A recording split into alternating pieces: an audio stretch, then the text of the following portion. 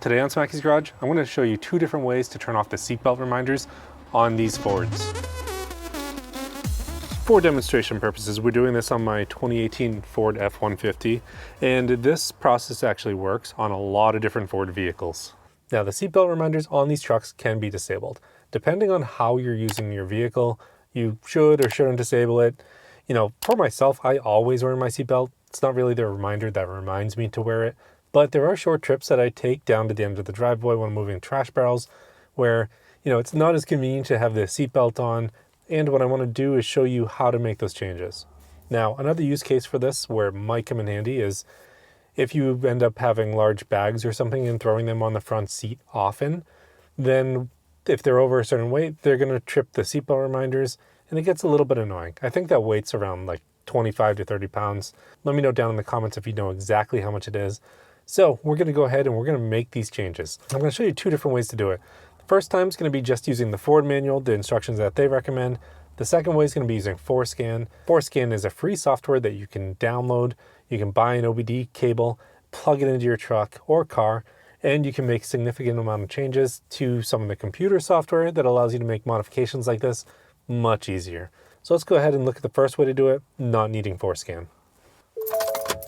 Now, one of the first things we want to do is put the key in, turn it forward, and then we want to make sure that our parking brake is on our truck. If it's not, just go ahead, pull your parking brake on, leave it on. Now, the second step is going to be to make sure that both the front seat belts are unbuckled. This is important because this is how you're going to be programming the car this way to make sure that it knows which one to turn off the reminder on. Now, the first step to do it, take the key, make sure it's in, turn it. Don't start the truck, but get it to the point where you know, so you can see the seatbelt reminder up there. Now, what we have to do is we have to wait about a minute until that seatbelt warning light goes off. Then after it's off, we're going to have to wait 5 to 10 seconds before we go on to the next step. Nope. Now that it's off, we can go ahead and we can move on to the next step.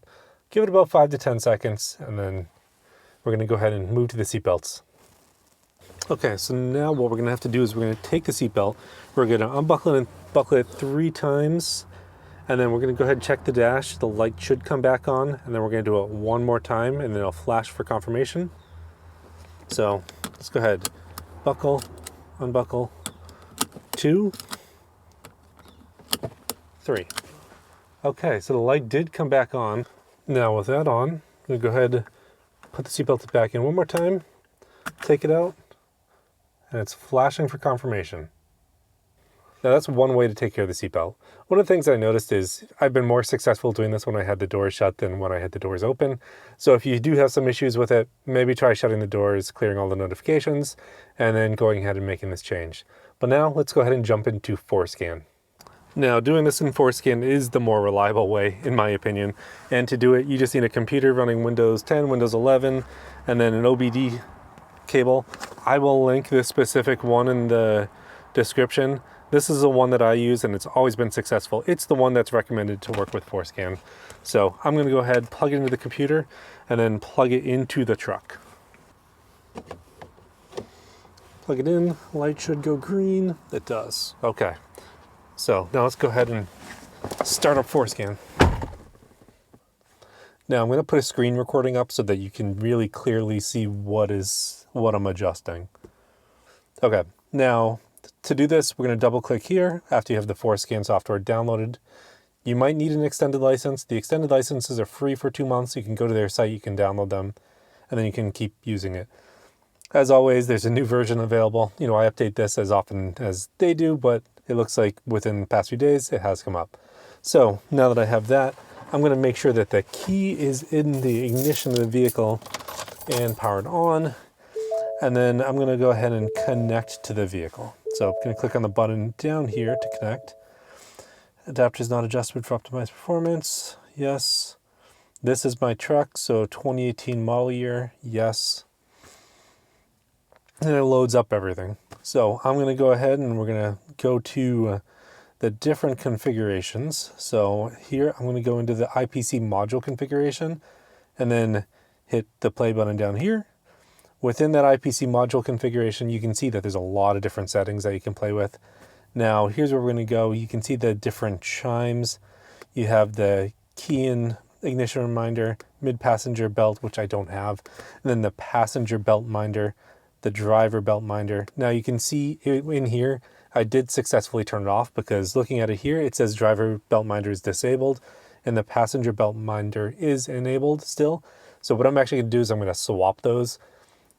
My use case where I end up not using a seatbelt, it's mostly because I'm throwing a heavy bag on my passenger seat and it does think that there is a person sitting there. Now what I'm gonna do is I'm actually gonna just disable the passenger side belt minder because I do not specifically need it. And after you've made that change, you're going to go ahead and just hit right down here. Then it's going to say, please confirm this change. Please confirm the changes. The old value is enabled. The new value is disabled. We'll go ahead and hit check. Then it's going to write. And then block program successfully. Cycle your ignition off, then on. Then after you do that, you can go ahead and take a look at this one more time, and you can see that the passenger belt minder is disabled. The driver's side is also disabled. So it's easy. It's as easy as that to doing this. Now, I prefer using the forscan method. I do have the software to do it and the link that goes with it. It's just much more straightforward. There's no guessing if it's going to work or not, and you can make changes very quickly and very easily. I hope this video was helpful for you. Thanks for tuning in this week on Smackey's Garage. I'll see you next time.